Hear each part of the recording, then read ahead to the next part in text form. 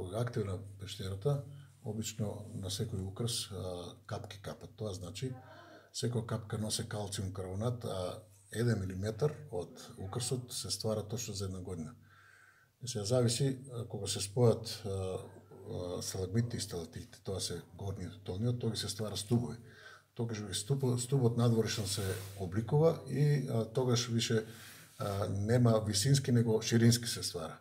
Оваа пештера е позната по тоа што во неа живеат негде околу 5 врсти на лијаци, од кои најинтересниот џуџестиот, најмалиот, негде околу 2 сантима и кралскиот негде околу 15 сантима. Група од научници од Универзитетот од Софија тоа точно го испитаа и докажаа дека тоа така.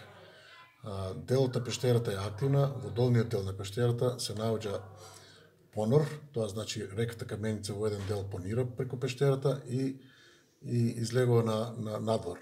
А исто така во десниот дел, десниот канал, имаме пропаст, кој пропаст е негде околу 12 метра во вертикала и одиме директно на едно езеро, го викаме, езеро за површина негде околу 9 метри квадратни.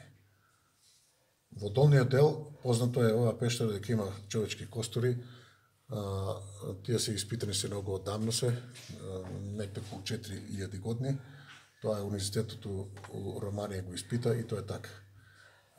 Делум на пештерата е активна, делум не е сува. Горниот дел е сув, долниот дел е активна. Активна значи дека пештерата нон-стоп капи и се стварат украсти.